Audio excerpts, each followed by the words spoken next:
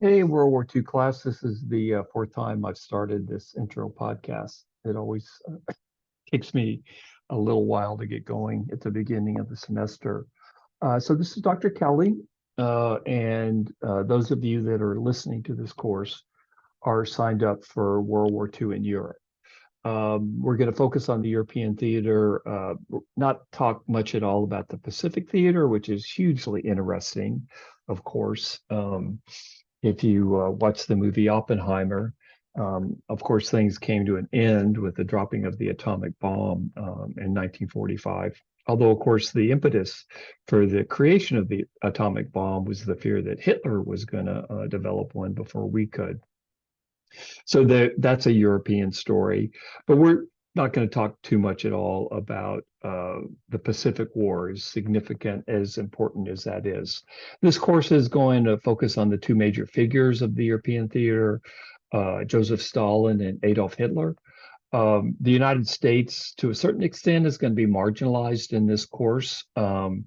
FDR was one of the significant leaders for the Allied cause. Of course, he allied with England and more unusually with the Soviet Union, Joseph Stalin. But the two titanic figures in the European theater are Hitler and Stalin. Now, I'm not I'm not kind of quasi marginalizing the U.S.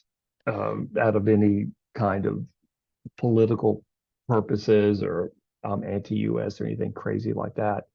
My dad fought in World War II. He was a navigator. He met my mom out in West Texas. He joined the Army Air Force. His parents, he was from Staten Island, Irish Catholic. His dad came from Ireland. His parents didn't want him to fight in World War II because they hated the British because they were Irish. But he went ahead and joined the Army Air Force, trained out in West Texas, one out of five U.S. soldiers and airmen trained in Texas, largely because of the weather and because of the size. Met my mom, Mary Louise. She grew up in Wing, Texas. They met somewhere in Odessa, near Odessa, at a USO show, and they got married. And here I am. My mom was only 17 at the time. So, uh, yeah, World War II and the U.S. role in World War II is very close to my heart. Almost all of my friends had dads that fought in World War II. I'm very much a child of the U.S. involvement in World War II. But the reason that I'm kind of decentering the U.S. in this course is that, as I said before, the two titanic figures in Europe were Hitler and Stalin. Now, I'll talk about the U.S. some, especially after D-Day, which was June 6, 1944. But one of the things you might think about is in Europe anyway, World War II starts in September 1939. And essentially, the United States doesn't get involved in World War II until December of 1941, which is really early 1942. So the US is very slow in getting involved in World War II, both in Europe and in the Pacific. And a lot of the fighting had even occurred before the US entered the war. But the US involvement was significant. It's hard to see how Hitler could have been defeated um, without the U.S. involvement. But one of the things I feel is that a lot of students in the United States are more or less familiar with U.S. history. I could be wrong about that, but let's say you're a history nerd like I am. You watch the History Channel. There's a lot on the U.S., and I don't think there's as much on, although people are fascinated by Hitler, maybe not as much as Stalin. So I want to put those two monsters front and center. So I will talk about the U.S. I will talk about the U.S. involvement, but the U.S. won't be at the center of this story. So one of another thing I wanted to talk about, this is a serious upper division history course. If I was teaching this course anywhere, I've taught at Harvard, I've taught at Princeton, I've taught at Tufts, I would be teaching basically the same course. So this is a real college course. There's a lot of reading. You're expected to do a lot of reading. You're going to be quizzed, as you'll see, every week. So if you've only had me for Texas history, This is a completely different kind of course. Texas history is pretty easy, honestly. Even if you're paying half attention, you should do okay in that course. But it's a survey. I'm not out to uh, destroy students' morale in my survey courses. I want to build their morale as I do in this course. But this is a very different course, a lot more writing, a lot more reading. There's a lot more, making many more demands on you in this course than I do in my Texas history course. So I've sent out the syllabus, take a look at it, and make sure that you can do the work. It's a very, very different kind of course. It's a very serious course about a very, very serious topic. So I'm going over the syllabus now. You can see, you should be able to see the syllabus on the screen. I've sent the final syllabus out. And so this is kind of the syllabus lecture. You're going to be quizzed on this on Thursday. You'll be quizzed on the syllabus, and there'll also be a map test on Thursday. So let's get to it. So I'm Dr. Kelly. My office is on the fourth floor of the MH building. The best way to reach me is directly via my email. Don't go through Canvas, just email me directly through my email. I'm very, very responsive to students. I'm always checking my email. And if anything comes up over the course of the semester, and things do sadly for a lot of students, not a lot, but for some students.